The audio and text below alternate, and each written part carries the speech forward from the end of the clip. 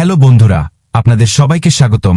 বন্ধুরা, আজকের বিষয় আমরা আপনাকে মাইক্রোসফট এক্সেল এ অ্যাভারেজ এফস ফর্মুলা কিভাবে প্রয়োগ করতে হয় তার ধাপে ধাপে সম্পূর্ণ প্রক্রিয়াটি দেখাব। তাই ভিডিওটি খুবই গুরুত্বপূর্ণ হতে চলেছে। আপনি ভিডিওটি শেষ পর্যন্ত দেখুন। তাহলে চলুন বন্ধুরা, এখানে দেখুন আমি এখানে এমপ্লয়ি সেলস রিপোর্ট নামে একটি টেবিল ডিজাইন করেছি, যেখানে আমি সিরিয়াল নম্বর, এমপ্লয়ি নাম, আইটেম এবং টোটাল সেলস নিয়েছি। বন্ধুরা, এখানে দুটি মানদণ্ড রয়েছে। টোটাল সেলস লের উপরে এখানে আমরা এমপ্লয়ি নাম এবং আইটেমের উপর ভিত্তি করে টোটাল সেলস অ্যাভারেজ গণনা করব। উদাহরণ অনুসারে এখানে দেখুন রাহুল জুয়নকে এতে কতগুলি ল্যাপটপ সেল হয়েছে।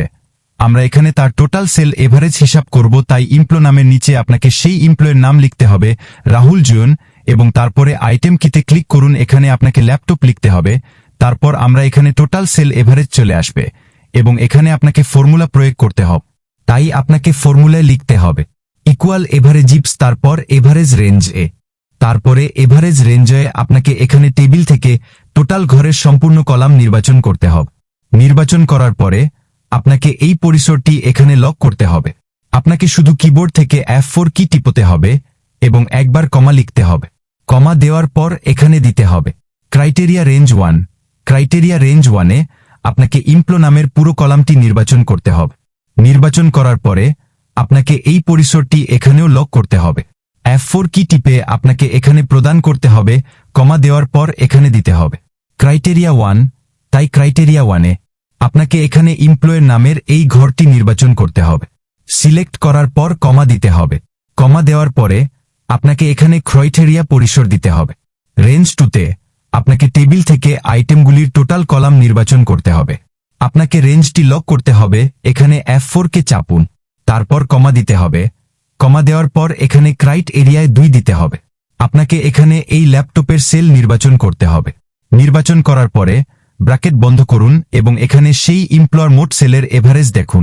যেহেতু সে এখানে এসেছে, রাহুলের মোট ল্যাপটপ সেল এভারেজ হয়েছে 1,25,000। একবার টেবিল চেক করি এবং টেবিলে দেখি এটি রাহুলের এবং এটি একটু নিচে আসে। আমরা এখানে তাদের উভয়কেই নির্বাচন কর।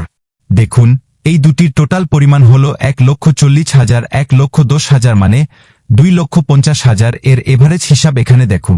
আমাদের সূত্রটি একেবারে সঠিক। এখন আমি ফরম্যাটটি একটু পরিবর্তন কর।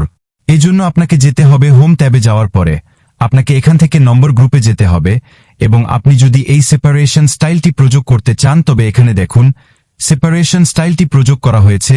এই এমপ্লয়ি, আপনি যদি অন্য কোনো আইটেমের টোটাল সেল এভারেজ হিসাব করতে চান তবে আপনাকে এখানে আইটেমটি একটু পরিবর্তন করতে হবে।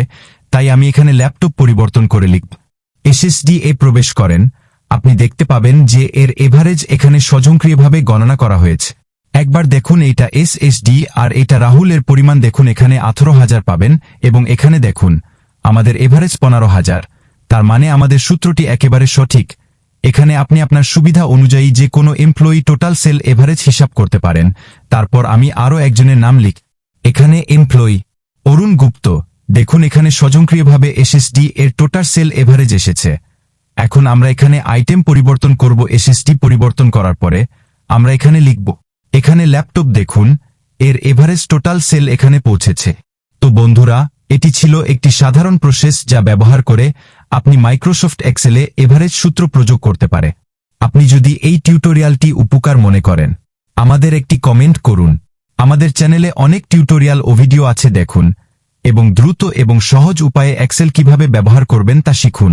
আমাদের অনলাইন ফাইল আপলোড করা আছে, ডাউনলোড করে শিখতে পারেন। দৈনন্দিন টিপসের জন্য সাবস্ক্রাইব, লাইক এবং ফলো করুন। দেখার জন্য ধন্যবাদ।